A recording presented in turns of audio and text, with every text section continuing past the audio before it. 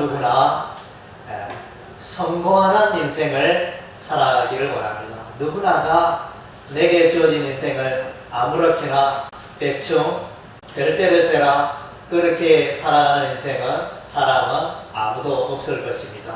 성공하는 인생 되기를 원하고 있습니다.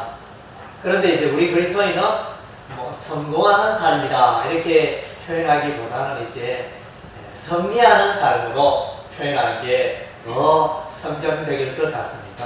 그래서 인생을 살아가는데 고난과 또 삶의 여러 가지 그 어려움을 이기고 믿음으로 살고 예수 이름으로 살고 그렇게 살아갈 때 승리하는 인생이 되며 또 하나님께 칭찬받는 아름다운 인생이 될 것입니다. 오늘 이제 제목을 왕의 자기소개, 예수님께서 자기 자신을 소개했다는 내용이 되어집니다. 마태복음 21장에 보면 예수님께서 나귀를 타시고 예루살렘 성에 입성하실 때 많은 물이 따르며 호산나 호산나 다윗의 자손이여 우리를 구원하소서 이렇게 말하며 예수님을 따랐습니다. 예수님이 예루살렘 성전에 들어와 보니 하나님 앞에 거룩한 성전이 되어야 할 텐데 더럽고 추하고 장사들이 매매하고 그런 이제 하나님 보시기에 불결한 그런 성전을 정화하셨습니다. 깨끗하게 청소를 하셨습니다. 그리고 나서는 예수님께서는 그 모인 무리들에게 계속하여 성전에서 이제 예수님의 교훈을 가르치고 있습니다.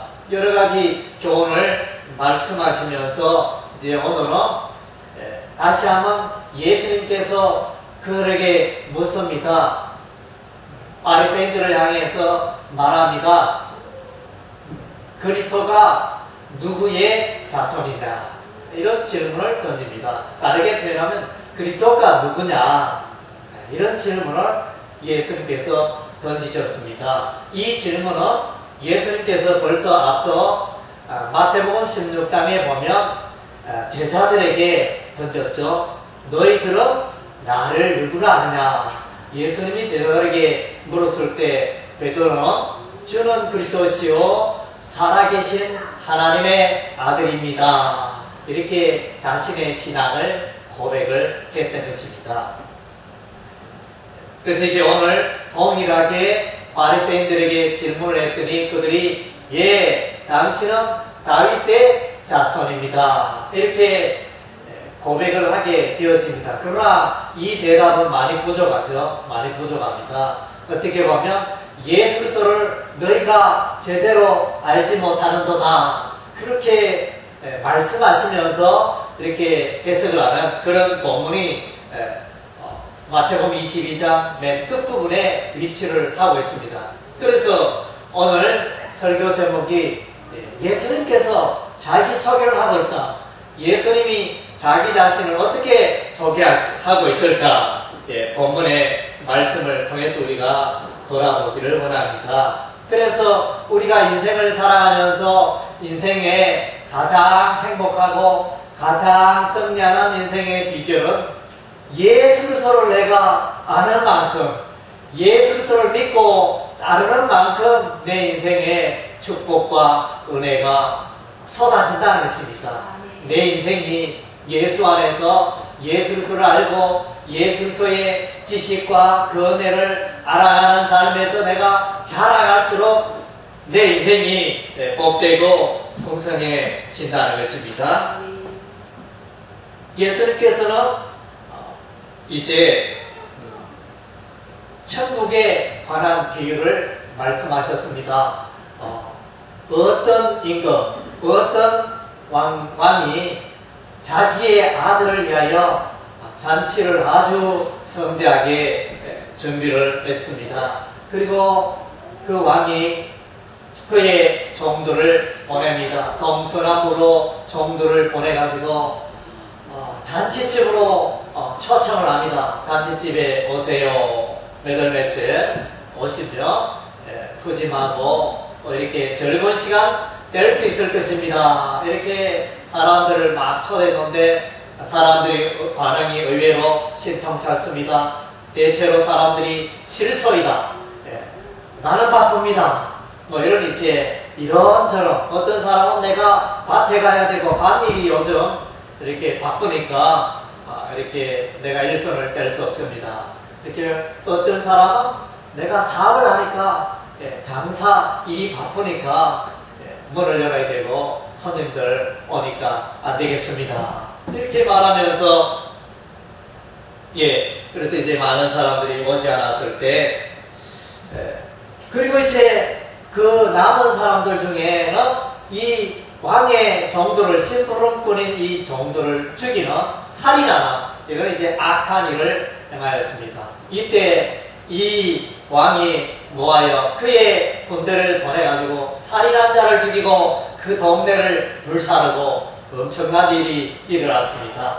그리고 나서는 이제 왕들은 그의 사원들을 종들을 보내가지고 이제 사거리 길에서 만나는 사람마다 길에서 만나는 사람마다 악한 자나 선한 자나 다 불러 모으고 그래서 이제 잔치집으로 초대를 하였습니다. 그래서 사람들이 많이 모였는데 그래서 이 왕이 거기에 들어와보니까 이 식당에 들어와보니까 사람들 많이 모였는데 그 가운데 한 사람이 보니까 예복을 입지 않았습니다.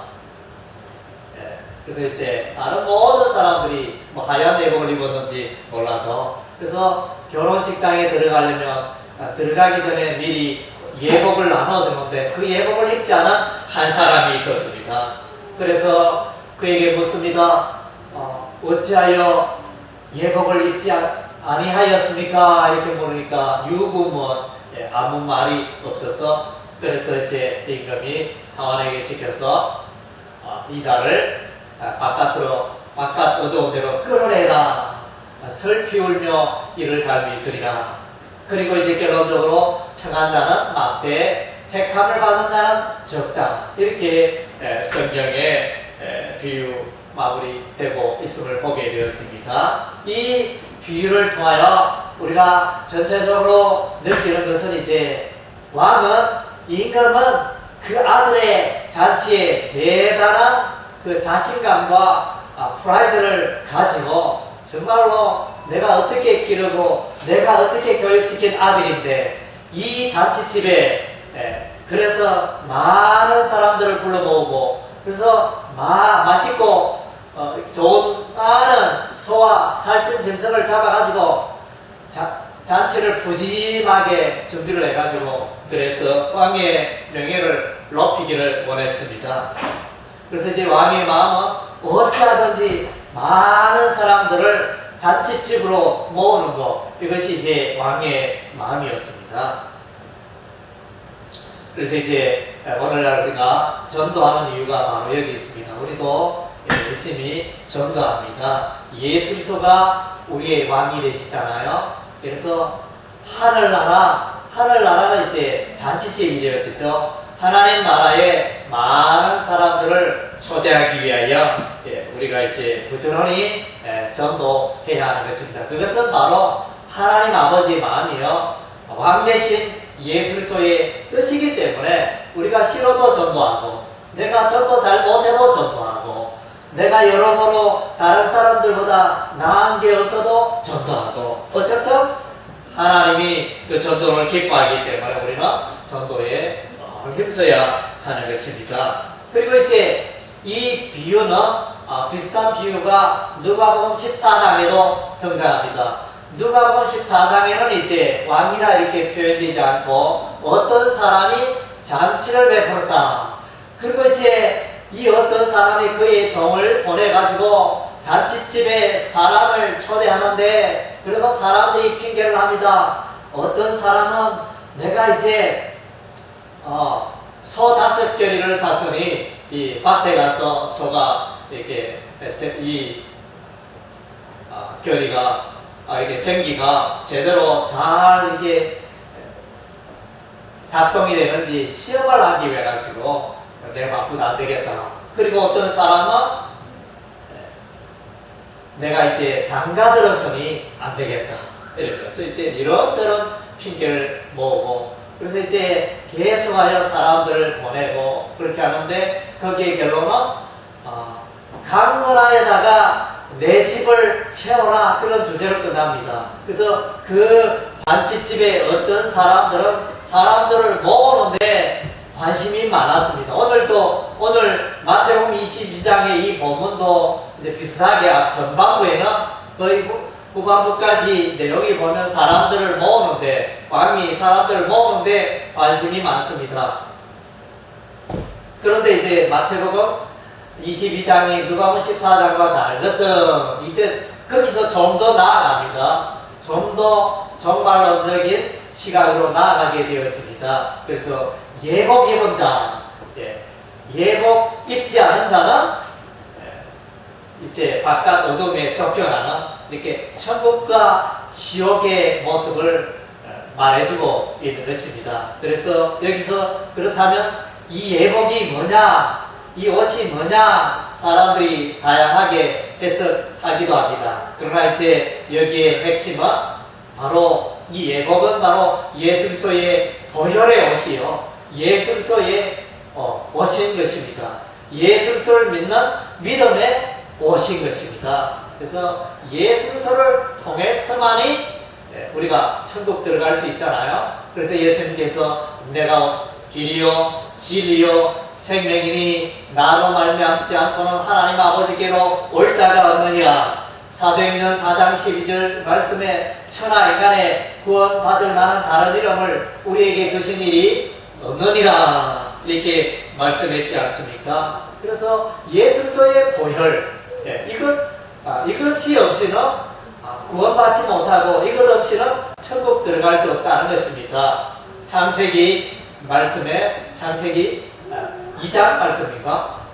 창세기 말씀에 보니까 거기서 이제 창세기 3장 말씀에 보니까 아담과 하와가 이제 죄를 지었지 않습니까?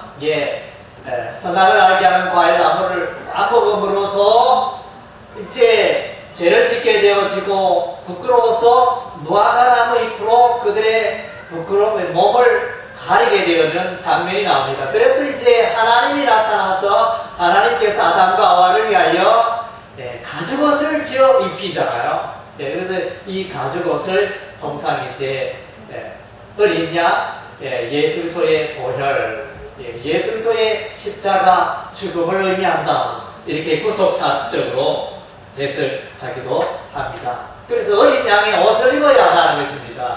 어린 양 예수 그리스도의 옷을, 그 예복을 입은 자만이 천국에 들어갈 수 있다는 것입니다. 그래서 어떤 교단, 어떤 다른 종교단체는 선행으로 착한 일을 많이 하면 천국 갈 수 있다, 꼭 예수야 하느냐, 선한 사업 많이 하고 사람 좋고 좋은 일 많이 하면 그도 하나님이 버리지 아니하실 것이다, 그도 천국 들어가게 하실 것이다, 하나님은 사랑의 하나님이니까, 이렇게 해석하면 그것은 이제 잘못된 것입니다. 그것은 진리가 아닌 것입니다.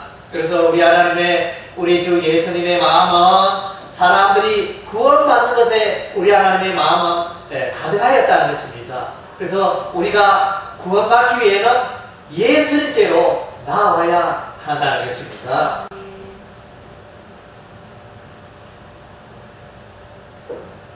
그리고 이제 두 번째 오늘 또 이야기가 있죠. 그래서 이제 바리새인들이 예수를 올무에 매이고 예수를 골탕 먹이기 위하여 바리새인과 헤롯 당원들이 합하여 예수님께 나오게 되어집니다. 평소에 이 바리새인과 헤롯 당원들은 서로가 원수, 서로가 생각이 다릅니다. 예를 들면 부활에 대해서 바리새인은 부활을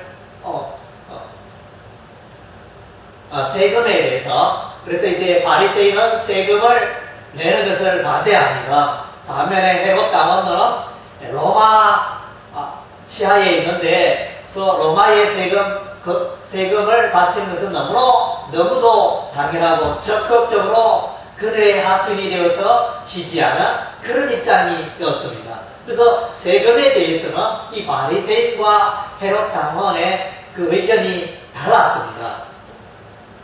그럼에도 불구하고 오늘 이제 예수를 괴롭히는 데는 마음이 딱 맞아가지고 바리새인과 헤롯 당원들이 나와서 예수여 가이사에게 세금을 바치는 것이 합당합니까? 합당하지 않습니까? 이런 질문을 던졌을 때 예수님께서 너에게 동전 있느냐?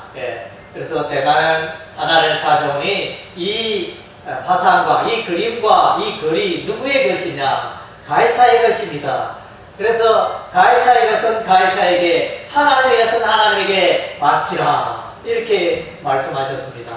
여기서 이제 우리가 이렇게 보면 예수님의 지혜를 발견할 수 있습니다. 얼마나 지혜롭습니까? 그래서 이제 답변을 잘못하면, 그 세금을 가이사에게 바치면 안 된다. 그렇게 말하면 헤롯 당원이 왜 로마 정부에 세금을 내면 안 됩니까? 이러면서 이렇게 따질 것이고, 반면에 또 이제 세금을 내지 마라, 내라 이렇게 말하면 이제 또 바리새인들이 어찌하여 그 악한 정부 로마에 세금을 내야 합니까? 이렇게 따지기도 하게 되죠. 저는 이제 입장 곤란한, 이래도 저래도 올무에 걸릴 수밖에 없는 그런 질문이었는데 예수님께서 그것을 다 피하게 가니까 그래서 참으로 놀랍지 않습니까? 그래서 이제 우리 인생들은 어디 섰습니다. 석사도 많고 박사도 많고 우리가 인생을 살아가면 지혜 있는 사람, 지식 있는 사람 많지만은, 그러나 이제 예수 앞에, 하나님 앞에는 우리가 아무것도 아니요, 정말로 너무나 연약하고 너무나 어리석게 인생을 살아가는 사람들이 너무나 많습니다. 그래서 정말로 지혜로운 사람은 예수여 나를 불쌍히 여기셔서, 예수여 나는 어리석고 나는 어떻게 살아가야 할지도 모르겠고 내 인생의 방향도 모르겠고 나는 너무나 연약하고 너무나 어리석고 너무나 지혜가 없습니다. 이렇게 나오는 그런 사람이 사실은 이제 지혜로운 인생을 살게 되어집니다. 그래서 예수 그리스도는 지혜가 되십니다. 그래서 많은 사람들은 이 지혜와 지식을 얻기 위하여 책을 많이 삽니다. 수백 권의, 수천 권의 책을 보고 사고 그렇게 하여 지혜와 지식을 얻지만 그러나 여전히 부족하고 여전히 어리석고, 그래서 이제 우리는 예수님께 나아가면 참 지혜를 얻습니다. 신구약 성경의 말씀 붙들고 살아가면 그 안에 참된 지혜가 가득하다는 것입니다. 그래서 말씀 속으로 나아가고 예수께로 나아가 지혜 얻는 우리의 삶이 되어야 할 줄로 믿습니다. 그리고 이제 또 사두개인이 평소에 사람들의 부활을 믿지 않는 사두개인이 나와서 질문을 던지게 되어집니다. 곤란한 또 질문을 준비해 왔습니다. 그래서 마지가 결혼하여 자식을 낳지 못고 죽으면 동생이 그 아내와 형수와 결혼하여 후사를 낳아야 되지 않습니까? 그런데 어떤 집에 이제 7형제가 있는데 그 마지가 자식을 낳지 못하고 일찍 죽었습니다. 그리고 둘째가 또 그 아내와 결혼하였고, 그리고 셋째, 넷째, 다섯째, 여섯째, 7째까지 그와 결혼하고, 그래서 이제 나중에는 사람들이 다 죽었는데 부활할 때에는 그 아내가 누구의 아내가 되리까? 이러면서 이런 곤란한 질문을 하게 되어집니다. 그때 예수님께서 말씀하십니다. 부활하면, 사람이 천국 가면 거기에는 시집가고 장가가고 그런 게 없고 천사와 같다. 이렇게 답변을 하십니다. 그래서 참으로 이 답변이 놀랍잖아요. 예수께서는 1차적으로 부활이 있다는 것을 전제하고 있습니다. 사람은 죽으면 끝이라 이렇게 말하지만은 예수께서는 말씀하시기를 사람이 죽으면 끝이 아니고 사람은 부활하고 영원히 살고 천국에서 영원히 살게 되리라. 그것을 이제 메시지로 전하고 있는 것입니다. 그래서 예수님께서 너희가 아브라함의 하나님, 이삭의 하나님, 야곱의 하나님 하는 이런 이제 말을 성경에서 들어보지 못하였느냐. 그래서 이제 육신적으로는 아브라함이 죽었고 육신적으로 이삭이 죽었고 육신적으로는 야곱이 죽었지만 그러나 그들은 천국에 살아있다는 것입니다. 부활하여 살아있다. 이렇게 이런 메시지를 전하고 있습니다. 예수님께서는 죽은 자를 살리셨고 예수님 자신이 부활하셨고 그리고 예수님은 부활의 첫 열매가 되셨고 예수 믿는 우리도 부활하여 천국에서 영원히 살게 된다는 것이 성경의 메시지인 것입니다. 그래서 부활을 믿는 여러분이 되시기를 바랍니다. 이 땅에 초라하고 이 땅에 사업에 실패하고 이 땅에 보잘것없는 인생을 살지라도 그러나 천국에서는 부활하여 영화를 누리게 될 것을 소망하며 사시는 여러분 되시기를 바랍니다. 그리고 이제 세 번째 이야기가 나옵니다. 그래서 이제 또 바리새인 중에 하늘법사가 나와 질문합니다. 선생님이여, 어느 계명이 가장 큰 계명입니까? 예수께서 말씀하십니다. 마음을 다하여 목숨을 다하여 뜻을 다하여 주 너의 하나님을 사랑하라. 이것이 크고 첫째 되는 계명이다. 그리고 이제 둘째 계명은, 둘째 큰 계명은 내 이웃을 내 몸과 같이 사랑하라. 사랑의 계명을 말씀하셨습니다. 예수께서는 사랑의 하나님입니다. 신구약 성경은 사랑의 하나님을 말씀해 주고 있습니다. 사랑의 삶을 살 것을 말씀해 주고 있습니다. 하나님을 사랑하는 것과 이웃을 사랑하는 이 모든 것이 율법이요 선지자의 강령이라 이렇게 말씀해 주고 있습니다. 사람들은 다 이렇게 보면 사랑을 많이 노래하고 사랑을 늘 갈급하고 또 칭찬하고 이렇게 살아가지만 그러나 사람들의 삶 속에 보면 사랑이 별로 없어요. 특별히 아파트 단지 속에 살고 있다 보면 옆집에 뭐 건너가지고 이렇게 사람들이 있지만은 제대로 의사소통이 안 됩니다. 남남 비슷하게 이렇게 좀 이렇게 사랑이 오가지 못하는 그런 관계를 보게 되었습니다. 사랑. 그래서 말세에 우리 주 예수님도 마태복음 말씀 24장에 말세가 되어지면 사람들의 사랑이 식어지리라 말씀했지 않습니까? 그래서 우리는 사랑의 삶을 살아가야 합니다. 그래서 사랑이 부족하면 사랑이 많으신 예수님께로 우리가 나아가면 우리가 사랑의 삶을 살게 될 것입니다.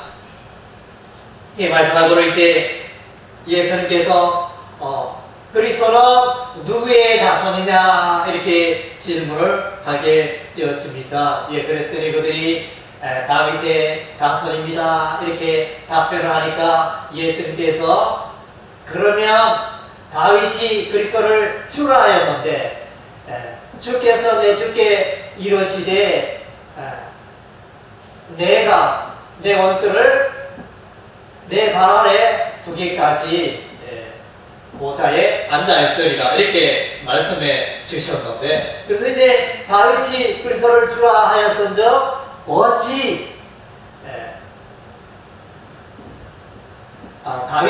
그리스도가 다윗의 후손이 되겠느냐. 다르게 1차적으로 다르게 표현하면 예수께서는 다윗보다 먼저 계셨던 분이라는 것입니다. 그게 무슨 말입니까?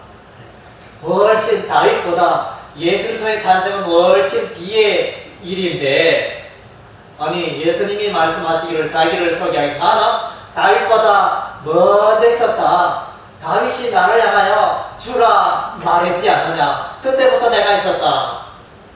그래서 예수께서는 성육신하셔서 하나님이 이 땅에 오셨잖아요. 사람의 모양으로 이 땅에 오셨잖아요. 요한복음 1장에 말씀이 태초에 말씀이 하나님과 함께 계셨고 그 말씀이 사람이 되어 육신을 입고 이 땅에 오셨다. 이렇게 말씀해 주고 있지 않습니까? 그리고 이사야서 말씀에 보면 이사야서 7장 14절 말씀에 예수 그리스도의 탄생을 향하여 처녀가 한 아기를 낳게 되리라 이렇게 예언하였는데 그 아기가 바로 예수 그리스도인 것입니다. 이사야서 9장 6절에 이사야 선지자가 예언하기를 한 아기가 태어나는데 그 아기의 이름은 기묘자라 묘사라 전능하신 하나님이라 영전하신 아버지라 평강의 왕이라 이렇게 예수 그리스도의 탄생을 하나님 대신 예수 그리스도의 존재를 미리 예언했지 않습니까? 그래서 이제 예수 그리스도는 영원하신 하나님의 아들이신데 그분이 사람을 입고 이 땅에 오셨다는 것입니다. 그래서 우리는 이제 하나님의 아들 신적인 존재 예수 그리스도를 따르는 것이 우리 인생의 지혜요, 우리 인생의 구원이요, 우리 인생의 사랑이요, 우리 그리스도인들의 참으로 복인 줄 믿습니다. 그래서 예수 그리스도는 자기 자신을 소개하기를 나는 구원이다. 나로 말미암지 않고는 하나님 아버지께로 올 자가 없느니라. 구원이라 말씀하시고, 그리고 예수님은 또한 지혜가 되신다. 내보다 세상에 더 지혜로운 사람이 있으면 나와봐라. 예수님 그렇게 말씀하십니다. 그리고 예수님은 사람이 할 수 없는, 죽으면 사람이 끝인데 다시 만날 수 없는데 예수님은 말합니다. 나를 믿는 자는 영원히 살리라. 이렇게 자신을 소개합니다. 그리고 예수 그리스도는 자기를 소개하면 나는 사랑이 무궁하다. 사랑이 끝이 없다. 그래서 이제 그것이 바로 로마서 5장 8절에 이렇게 자기를 소개했잖아요. 우리가 아직 죄인 되었을 때 그리스도께서 우리를 위하여 죽으사 하나님께서 우리에 대한 자기의 사랑을 확정하셨느니라. 그래서 그리스도의 사랑, 하나님의 사랑은 무궁한 사랑이다. 사람들에게 찾을 수 없는 놀라운 사랑이다. 그런 사랑을 베풀고 나누는 분이 바로 예수님이라. 자기 자신을 그렇게 소개하십니다. 그리고 예수님은 나는 영원한 하나님이고 창조의 하나님이요 구원의 하나님이요 영원히 계셨던 하나님이 그 하나님이 사람의 몸으로 이 땅에 오신 분이 나다. 그래서 성경 말씀에 예수님을 인자라는 이런 용어를 사용합니다. 그래서 예수님이 오시는 것입니다. 그래서 답은 다 나왔습니다. 인생의 답은 다 나왔습니다. 우리가 승리하는 비결, 성공하는 인생의 비결은 예수를 따르는 것입니다. 많은 사람들은 인생을 따라갑니다. 어려서부터 나는 김효신 장군처럼 살아가야지, 나는 슈바이처처럼 살아가야지 이러면서 사는 사람들은 삶의 모델을 갖고 그렇게 살아가며 그렇게 해서 또 성공하고 그렇게 해서 인생을 위대하게 살고 가치 있게 살아가는 사람들 많습니다. 그러나 이제 가장 우리 인생의 최고의 모델은 예수 그리스도인 것입니다. 예수 그리스도를 붙잡고 따라가고 그 말씀에 순종하면 우리 인생의 승리가 약속되었으며 말할 수 없는 풍성한 인생을 누리는 비결이 되는 것입니다. 할렐루야. 기도하겠습니다. 하나님